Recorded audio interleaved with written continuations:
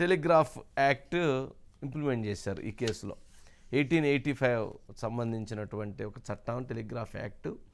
ఒక వ్యక్తి యొక్క స్వేచ్ఛను హరించటం, ఫోను సంభాషణ వినటం అనేటువంటిది ఎంత తీవ్రమైనటువంటి నేరం అనే దాని మీద తర్వాత అనేక చట్టాలు జరుగుతూ వచ్చినాయి. ఒక ఫోన్ని ఒకరి దగ్గర వినాలి అని అంటే దానికి సర్వీస్ ప్రొవైడర్స్ దగ్గర నుంచి వాళ్ళ నెంబర్ది పంపించి వాళ్ళకి తీసుకోవాలి. రెండోది, ఎవరైతే సెంట్రల్ అయితే సెంట్రల్ హోంశాఖ సెక్రటరీ నుంచి తీసుకోవాలి, స్టేట్ అయితే స్టేట్ హోంశాఖ సెక్రటరీ దగ్గర తీసుకోవాలి. పర్పస్, ఏ పర్పస్లో వాళ్ళ ఫోన్ వినాల్సిన పరిస్థితి ఏర్పడుతుందో కూడా తీసుకోవాలి. దానికి టైం పీరియడ్ కూడా ఏ టైం పీరియడ్లో కూడా తీసుకోవాల్సినటువంటి అవసరం ఉంటుంది అనేది దానికి ఒక స్ట్రక్చర్ ఉందట. ఆ స్ట్రక్చర్ని బేస్ చేసుకొని అది జరగాలి. కానీ అలా జరగకుండా ఇదంతా కూడా ఒక అది ఆ రూట్లో కాకుండా పూర్తిగా అంటే సిస్టమ్ని బ్రేక్ చేసే విధంగా జరిగిపోయింది అనేటువంటిది వారి మధ్య ఉన్నటువంటి సమాచారం. అంటే ఇప్పుడు ఇది సినిమా సెలబ్రిటీల వరకు ఆగలేదు కదా, న్యాయమూర్తుల ఫోన్లు కూడా అని అంటున్నారు. మరి అట్లాంటిది ఇక అక్కడి దాకా వెళ్ళిన తర్వాత దీని పరిధులు ఎక్కడ దాకా వెళ్తాయి అనేటువంటిది ఒక ముఖ్యమైన అంశం. మరొక అంశం ఏంటంటే, ఒక ఇద్దరు ఫోన్లు మాట్లాడుకున్నటువంటి ఫోన్లు కూడా విని వాళ్ళకి వినిపించడమో లేదా వాళ్ళకి పంపించడమో జరిగితే వాళ్ళ దగ్గర ఇప్పటికి కూడా ఆ డేటా ఉండి ఆ డేటాని కూడా వాళ్ళు ఇచ్చారట. ఇప్పుడు మన ఇద్దరం ఫోన్ మాట్లాడుకున్నామండి, నేనన్నా రికార్డ్ చేయాలి లేదా మీరన్నా రికార్డ్ చేయాలి. అంతేగాని థర్డ్ పర్సన్ ఫోన్ రికార్డ్ చేశాడంటే మన ఫోన్ ట్యాప్ అయ్యి రికార్డ్ చేస్తే అయినట్టు. మరి ఆ థర్డ్ పర్సన్ ఆ ఫోన్ ట్యాప్ రికార్డ్ చేసి దాన్ని వాళ్ళకి పంపించి బెదిరిస్తే ఆ ఫోన్ ట్యాప్ ఏదైతే ఆ రికార్డ్ ఎవిడెన్స్ ఉందో ఆ రికార్డ్ ఎవిడెన్స్ కూడా వాళ్ళ దగ్గర దొరికిందట. మరి అది ఇంకెంత దూరం పోతుంది, ఏ రకంగా పోతుంది? అయితే ఇది ఇంకా పూర్తి విచారణలో జరగాల్సిందే.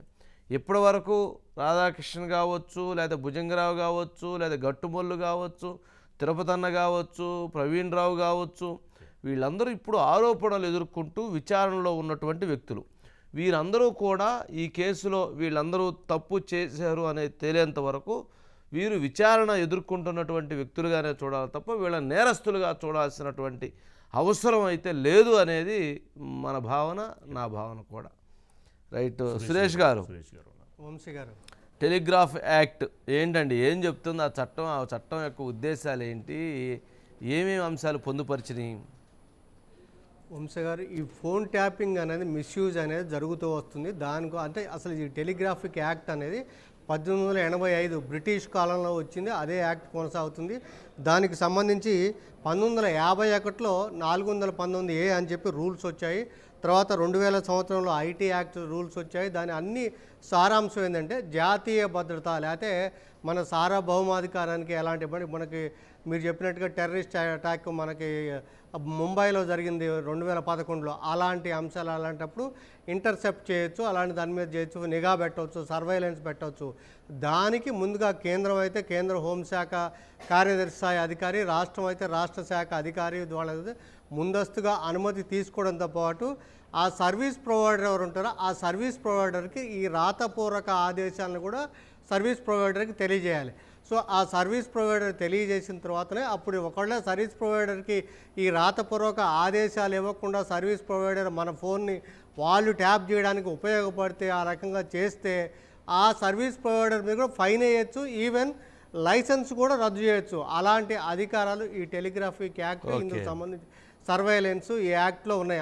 వంశీ గారు, ఇందులో ఏంటంటే 2015లో మనం ఒకసారి చూద్దాం. అప్పుడు మీకు తెలుసు తెలంగాణలో ఓటుకు నోటు కేసు అంశం వచ్చినప్పుడు చంద్రబాబు నాయుడు గారి ఫోన్ కూడా ట్యాపింగ్కి గురైంది అని చెప్పి అప్పుడు వస్తే, అప్పుడు ఆంధ్రప్రదేశ్లో వైజాగ్లో ఒక ఫిర్యాదు చేస్తారు. ఒక వ్యక్తి ఫిర్యాదు చేస్తే అక్కడ కేసు కూడా పెడదామని చెప్పి అనుకున్నారు. ఎందుకంటే చంద్రబాబు నాయుడు గారి ఫోన్, ఎందుకంటే ఆయన వాయిస్ రికార్డ్ బయటకు వచ్చిందంటే అప్పుడే చంద్రబాబు నాయుడు గారి ఫోన్ని ట్యాపింగ్ చేశారు. కేసీఆర్ గారి ప్రభుత్వం అప్పుడు అధికారంలో ఉంది కాబట్టి ఈ ఫోన్ ట్యాపింగ్ చేశారని చెప్పి ఆ ఉద్దేశంతో అక్కడ చేశారు. దాని మీద అయితే ఆ కేసు అక్కడ రాలేదు. ఈరోజు చంద్రబాబు నాయుడు గారు అయింది, అయితే ఓటికి నోటు కేసు నడుస్తుంది, అదంతా పక్కన పెడదాం. తర్వాత కొన్ని మీరు చెప్పినట్టుగా ఇందాక కొన్ని మీరు ఒక స్పష్టంగా చెప్పారు. ఏంటంటే ఇప్పుడు వీళ్ళిద్దరు వ్యక్తులు మాట్లాడుకున్న కన్వర్సేషన్ కూడా ఇప్పుడు వాళ్ళ దగ్గర బయటకు వచ్చిందని చెప్పి అలహాబాద్ హైకోర్టు ఒక విషయం స్పష్టంగా చెప్పింది వంశీ గారు. ఏంటంటే ఇద్దరు వ్యక్తులకు సంబంధించిన డేటా కనుక, అంటే నా ఫోన్ని లీగల్గా ఇల్లీగల్గా ట్యాప్ చేసినప్పుడు కూడా దాన్ని ఎవిడెన్స్గా తీసుకొని విచారణకు ఎవిడెన్స్గా తీసుకోవచ్చు అని చెప్పి చాలా స్పష్టంగా చెప్పారు. ఇంకొక మీరు భార్యాభర్తల అంశం సంబంధించి ఇంకొక విషయం వచ్చే మనకి మనకి ఛత్తీస్గఢ్ హైకోర్టు ఇంకో కీలకమైన వ్యాఖ్యలు చేసింది. ఏంటంటే ఒక భర్త ఆ భరణం ఇవ్వడానికి, భార్యకు భరణం ఇవ్వడానికి వినకుండా కొన్ని ఆవిడ ఫోన్ని ట్యాపింగ్ చేశాడు.